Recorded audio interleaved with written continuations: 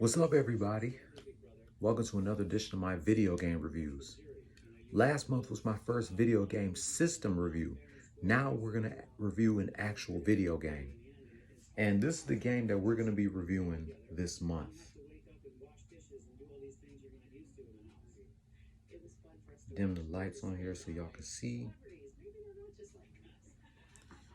Yep, this is the game that we're reviewing. WWF Raw for the original Xbox. I've been waiting so long to do a review on this game, even though I never owned an Xbox when I was younger and I don't have one now. But this is actually one of the first few games that I wanted to review for the original Xbox. It's been a long time since I played it, and you know I'm an old school wrestling fan. I love playing wrestling games from the Attitude Era and Ruthless Aggression Era. This is probably the last wrestling game from the Attitude Era that I'm reviewing, because I've already reviewed all the other wrestling games from the Attitude Era. So without further ado, let's get right into my review of WWF or WWE Raw for the original Xbox. WWF/WWE Raw is a professional wrestling video game for the Xbox and PC. It was developed by Anchor Incorporation and of course published by THQ. I miss THQ. Please bring that company back. It was released for the Xbox here in North America on Monday, February 11th, 2002. The same day Sonic Adventure 2 Battle was released for the GameCube. Europe on September 27th, 2002. And Japan on October 3rd, 2002. It was released for the PC here in North America on October 14th, 2002. And Europe on November 1st, 2002 for the PC. This is the first WWF/WWE game for the Xbox and the last for the PC until WWE 2K15. It is also the last wrestling game under the World Wrestling Federation name 4 months before the company changed its name to World Wrestling Entertainment.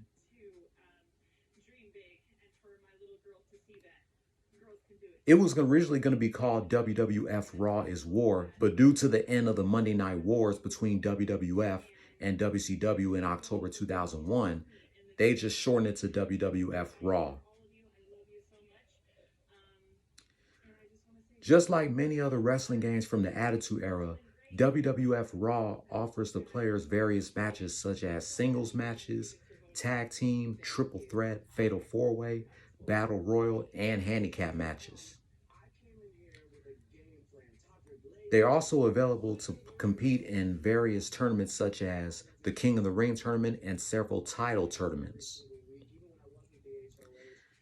The players can also create their own characters as well as their own attire, movesets, and an entrance theme. The game has weak/strong grapples. They have a normal grapple. They have one grapple for a normal opponent and another grapple for a groggy opponent. Groggy means when a character moves like this. Finishing moves can only apply when a character is stunned and the voltage meter is flashing. The positive about WWF Raw, it has like a full roster of wrestlers from the Attitude Era. As a matter of fact, let me see if I can look up the roster on who is in WWF Raw, because it's been a long time since I played this and I forgot the wrestlers that are in this game.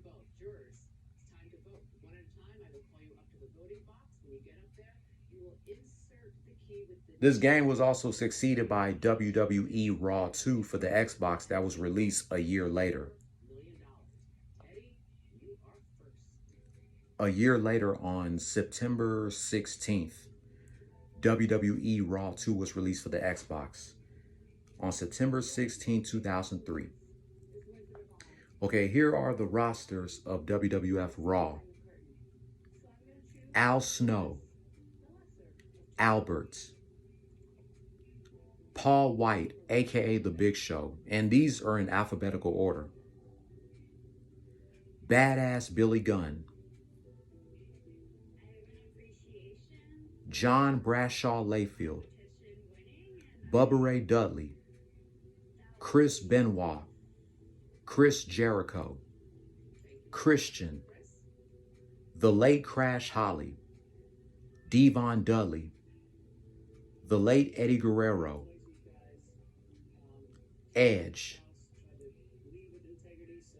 Ron Farouk Simmons, Fred Durst from Limp Bizkit, whose needs to be unlocked, Funaki, Haku, Hardcore Holly, Ivory, Jeff Hardy, Justin Credible, K-Quick. If you don't know who K-Quick is, that's R-Truth. Before he was R-Truth, he was K-Quick from the Attitude Era. Kane, Kurt Angle, Lita, Matt Hardy, Molly Holly, Perry Saturn, Raven, Rhino, Rikishi, The Rock, Shane McMahon, who's unlockable, Spike Dudley, Stephanie McMahon or Stephanie McMahon Helmsley, who's also unlockable, The Lethal Weapon Steve Blackman, Stone Cold Steve Austin, Tachiri, Taka Michinoku, Taz, The Late Test, Triple H, Trish Stratus, The Undertaker, Vince McMahon, William Regal, X-Pac, Booker T, Rob Van Dam, The Late China, Diamond Dallas Page, Steven Richards, Tori Wilson, Stacy Keibler, Jacqueline, Scotty Too Hottie, Sarah. If you don't know who Sarah is, that's The Undertaker's ex-wife. The late Chris Kenyon, Sean Stasiak, Lance Storm, Dean Malenko, the late Mike Awesome, Tori, not Tori Wilson, Tori from D-Generation X, the late Sean O'Hare, Chuck Palumbo, Terry Reynolds, Deborah, Essa Rios, the Hurricane, the late Grandmaster Sexay, Val Venus, Bull Buchanan, the Good Father, aka the Godfather,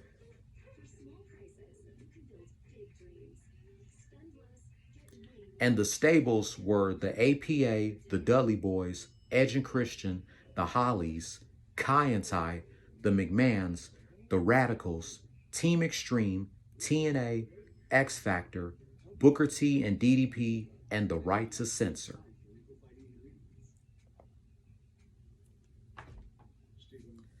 Another positive thing about WWF Raw is, of course, the entrance themes. You know, Stone Cold Steve Austin's entrance theme in this game is his entrance theme when he was the leader of the Alliance. That's definitely one of Stone Cold's most underrated entrance themes.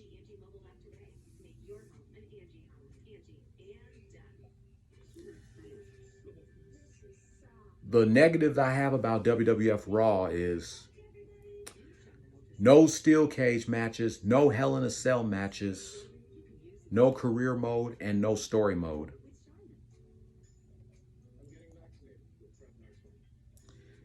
So my final 2 cents on WWF Raw, 2 weeks ago was the 20th anniversary of the game on February 11th.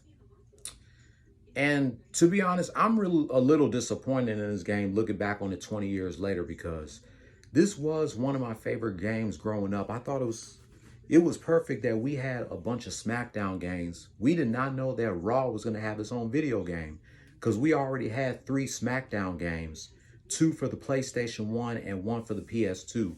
So they decided to come up with a game for Raw, and I thought that was pretty cool that Raw was going to have its own video game, since we already had like 3 SmackDown games. But playing this now at the age of 30 is just not my cup of tea. They pretty much rushed the shit, and I wish they would have took their time with this game. This game was pretty much rushed. It was supposed to be released by the time the original Xbox came out, but the release date was pushed back 3 months later. But everything that they couldn't do right with WWF Raw, they pretty much fixed it in the sequel a year later, WWE Raw 2. I am going to review that game next year during its 20th anniversary month, WWE Raw 2. So WWF Raw for the Xbox gets an official rating of a 7 out of 10. This game was just it's so bad looking back on it now. Because back then I thought it was a good game. It was cool that Raw was going to have its own video game, since we already had a few SmackDown games. But this Raw game was pretty much a disappointment. So give me your 2 cents on WWF Raw for the Xbox. Do you think it still holds, looking back on it 20 years later? Just let me know what you think about WWF Raw for the Xbox, if you played it. And when this game was given a Platinum Hits label, it was renamed WWE Raw because the company already changed its name to World Wrestling Entertainment. Anyway, my next video game review is coming.